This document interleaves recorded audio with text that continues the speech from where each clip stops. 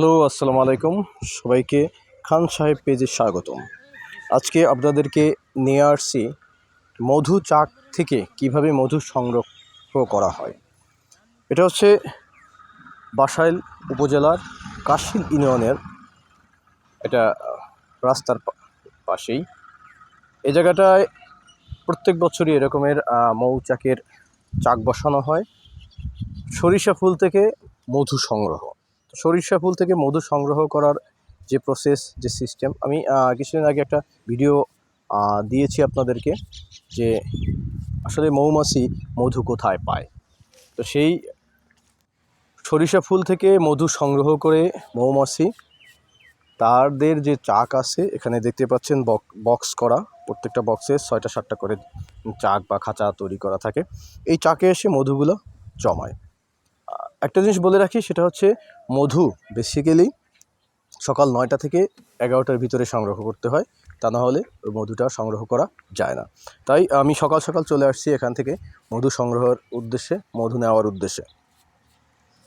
তো দেখতে পাচ্ছেন মৌয়াল যারা আছে তারা চাক খুলে খুলে মৌমাছিগুলো সরাচ্ছে, এবং যে চাকটা থেকে মধু সংগ্রহ করা উপযোগী সেই চাকটাই আসলে নেওয়া হবে মধু সংগ্রহের জন্য। এখান থেকে সংগ্রহ করে আমরা চাকগুলো যেখান থেকে করা হয়, আমি একটু ট্রাই করার চেষ্টা করব যে আসলে মধু সংগ্রহ করার যে প্রসেসটা, এটা হচ্ছে মধু সংগ্রহের মেশিন। এটার ভিতরে 4টা খাঁচা ঢুকিয়ে এটা ঘোরানো হয়, ঘুরিয়ে ঘুরিয়ে এখান থেকে মধুটা বের করা হয়। দেখছেন, একবার নিয়ে যাচ্ছে, একবার আবার ফেরত আনতেছে। এভাবে মানে process by process, system by system এটা করা হয়। আমার দেখে খুব ভালো লাগলো। আপনাদের কাছে কেমন লাগছে আমি জানি না, বা কেমন লাগবে, কেমন লাগলো একটু জানাবেন। তো এভাবে চাক থেকে মধু সংগ্রহ করা হয়, সংরক্ষণ করা হয়, এবং এখান থেকেই মধু বিক্রি করা হয়। এবং এটা এক বাক্যে বলা যায় যে নির্ভেজাল।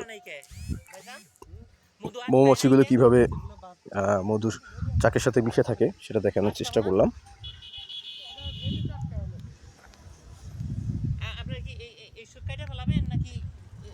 ওনারা খুব যত্ন করে, খুব কষ্ট করে এবং খুব সাবধানতা অবলম্বন করে এই চাকগুলো থেকে মধু সংগ্রহ করে। একটা কথা বলেই রাখি, সেটা হচ্ছে আসলে এই মৌমাছিগুলো কামড়ায় না। আমাকে অনেকেই বলে এর ভিতরে গেছেন মৌমাছি তো কামড় দিবে। না, মৌমাছিগুলো কামড়ায় না, ওরা যথার্থ ভদ্র, এবং আসলে পোষা মৌমাছি তো, যার কারণে এই প্রবলেমগুলো হয় না। এটা হচ্ছে যে মেশিনটা আর কি হাতে ঘোরানো হয়, এটা অ্যানালগ, ডিজিটাল না। যে দেখেন, এভাবে ঘুরিয়ে ঘুরিয়ে মানে বাতাসকে ব্যবহার করে মৌমাছির চাক থেকে মধুটা এই পাত্রে জমানো হয়। আমার কাছে দেখে খুব ভালো লাগলো। আপনাদের কাছে কেমন লাগছে আমি জানি না, কমেন্টস করে জানাবেন। কারণ আমরা যারা ভিডিও মেক করি, আমাদেরকে আসলে অনেক কষ্ট করতে হয়। ভিডিও শ্যুট করা, ভিডিওতে ভয়েস দেওয়া, ভিডিও কারেকশন করা, এডিট করা, এরপরে আসলে ভিডিও পোস্ট করা। তো যদি আপনারা অনুপ্রেরণা দেন, আপনারা যদি কমেন্টস করেন, আপনারা যদি শেয়ার করেন, লাইক করেন, বা লাভ রিয়েক্ট দেন, তাহলে হয় কি আমাদের আরও ইন্সপায়ারটা বাড়ে, আমাদের আরও ভালো লাগে। তো প্রত্যেকটি খাঁচা থেকে এভাবেই আসলে মধু সংগ্রহ করা হয়, এই পাত্রে জমানো হয়।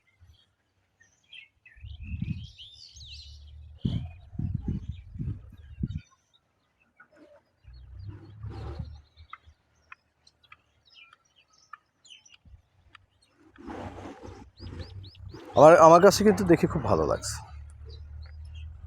একেবারে ন্যাচারাল এবং পরিচ্ছন্ন পরিবেশ, স্বচ্ছতার যে একটা বিষয়।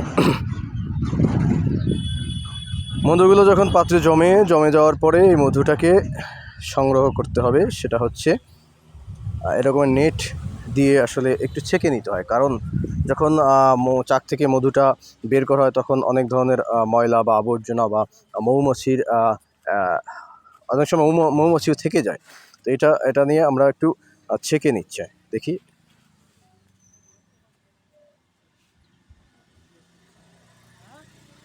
পোকামাকড়, ময়লা আবর্জনা এটার ভিতরেই জমবে।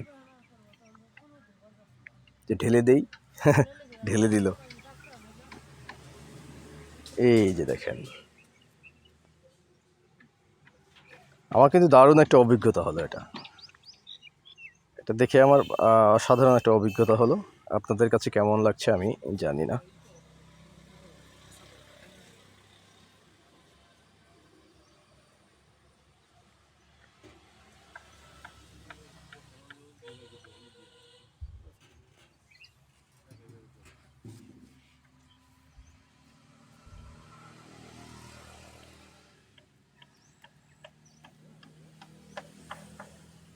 এই যে পাত্র, বালতিতে মধুটা জমেছে। অনেকগুলো চাক থেকে মাত্র সামান্য কিছু মধুই পাওয়া যায়।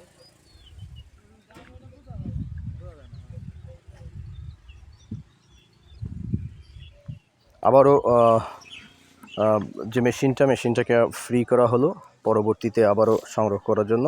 এবার মধুগুলো যে বাক্সে করে বাজারজাতকরণ বলেন বা বিক্রি করা বলেন বা সংরক্ষণ করা বলেন, সেই বক্সগুলো দেখা যাচ্ছে প্লাস্টিকের। এটা হচ্ছে হাফ কেজি বা আধা কেজি বা আধা লিটারের বক্স।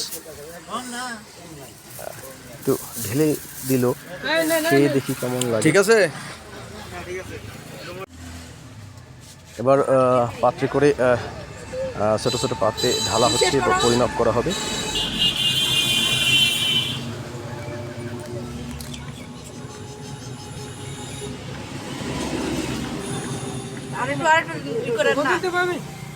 ওরা ফুললি প্রোটেকশন নিয়ে কাজ করে। ফুললি প্রোটেকশন যাতে মৌমাছিতে কামড়ে না দেয়। এটা হচ্ছে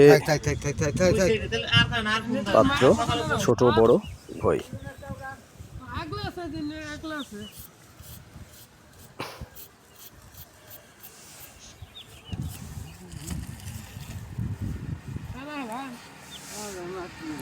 মূল্য পরিশোধ করা হচ্ছে যে কটা নিচ্ছে বা নিচ্ছে।